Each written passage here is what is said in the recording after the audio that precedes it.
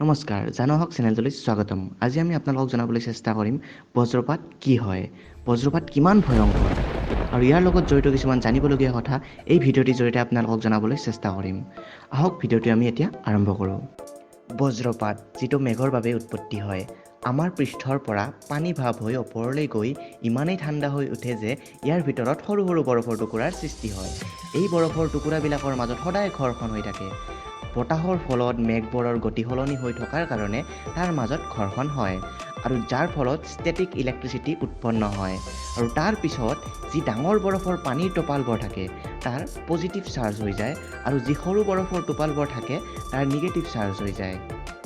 এতিয়া আমি গম পালোঁ যে এনেকৈ ঘৰ্ষণ হোৱাৰ ফলত দুটা চাৰ্জ উৎপত্তি হয়, এটা হৈছে পজিটিভ আৰু আনটো হৈছে নিগেটিভ।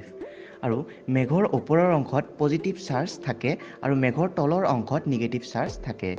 এই নিগেটিভ চাৰ্জ আকৰ্ষণ হয় আমাৰ পৃষ্ঠৰ ফালে, যিখন পৃষ্ঠ পজিটিভ চাৰ্জ হৈ থাকে। অৰ্থাৎ ওখ গছ-গছনি, পাহাৰ, ট্ৰান্সমিশ্যন টাৱাৰ, খালী পথাৰ আদিত পজিটিভ চাৰ্জ হৈ থাকে কাৰণ পৃষ্ঠৰ লগত জড়িত হৈ থাকে। মেঘত নিগেটিভ চাৰ্জ থকাৰ বাবে পৃষ্ঠৰ ফালে আকৰ্ষিত হয়। ইয়াকে ষ্টেপ লিডাৰ বুলি কোৱা হয়।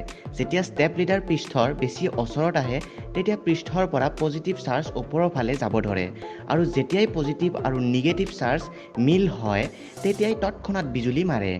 ইয়াৰ কাৰণেই বৰষুণৰ সময়ত গছ-গছনি, ওখ ঠাই বা পাহাৰ আৰু ট্ৰান্সমিশ্যন টাৱাৰ লগতে মুকলি পথাৰ আদিৰ ওচৰত থকাটো বিপদজনক, কাৰণ সকলোতকৈ এইবিলাকতেই বিজুলী পৰে। এই বজ্ৰপাতত আমি পোহৰ আগতে দেখিবলৈ পাওঁ আৰু শব্দ পিছত শুনিবলৈ পাওঁ, কাৰণ আমি জানোৱে শব্দৰ গতি পোহৰতকৈ কম হয়। বিজুলী সকলোৱে ভয় খায় কাৰণ ই হয়েই ইমান ভয়ংকৰ।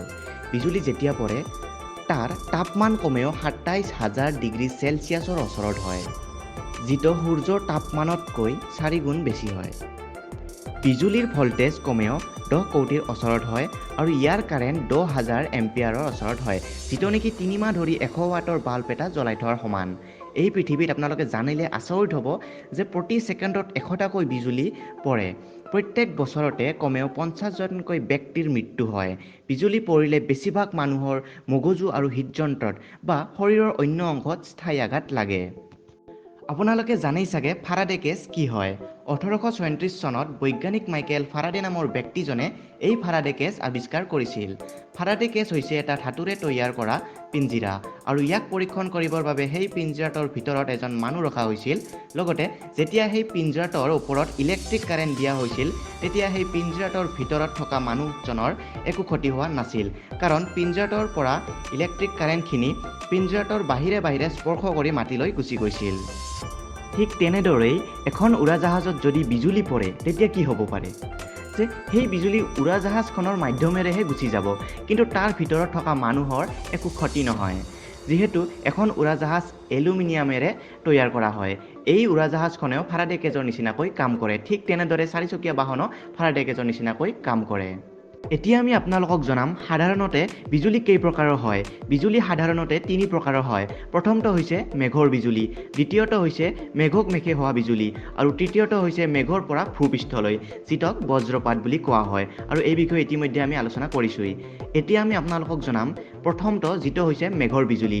এই মেঘৰ বিজুলী হৈছে মেঘৰ ভিতৰত উৎপন্ন হোৱা চাৰ্জ, যিবিলাক চাৰ্জ থাকে আৰু তাৰ মাজতেই বিজুলী হয়, অৰ্থাৎ এটুকুৰা মেঘতেই বিজুলী হয়। এই বিজুলী বহু কম পৰিমাণে হয়। এই বিজুলীয়ে পোহৰ উৎপন্ন কৰে কিন্তু শব্দ উৎপন্ন নকৰে। এই বিজুলীৰ শব্দ নাহে কিন্তু দেখিবলৈ পোৱা যায়। এতিয়া আমি আপোনালোকক জনাম দ্বিতীয়টো, যিটো হৈছে মেঘক মেঘে হোৱা বিজুলী। যিবিলাক ডাঙৰ ডাঙৰ মেঘ থাকে সেইবিলাক ওপৰৰ ফালে থাকে আৰু সৰু সৰু মেঘবোৰ তলৰ ফালে থাকে। এতিয়া ডাঙৰ মেঘবোৰত উৎপন্ন হোৱা চাৰ্জ সৰু মেঘবোৰৰ ওপৰত ডিছচাৰ্জ কৰি দিয়ে। ই বহুতেই পোহৰ উৎপন্ন কৰে আৰু ইয়াৰ শব্দও বহুত হয়। আৰু আজিৰ ভিডিঅ'টিত এইখিনি আছিল বিজুলী ঢেৰেকণিৰ ওপৰত আলোচনা কৰিব লগা বিষয়। ধন্যবাদ এই ভিডিঅ'টি শেষলৈ চোৱাৰ বাবে। আৰু যদি আপোনালোকে এই ভিডিঅ'টি চাই ভাল পাইছে তেতিয়াহ'লে লাইক কৰিব, শ্বেয়াৰ কৰিব আৰু লগতে ছাবস্ক্ৰাইব কৰিবলৈ নাপাহৰিব। ধন্যবাদ।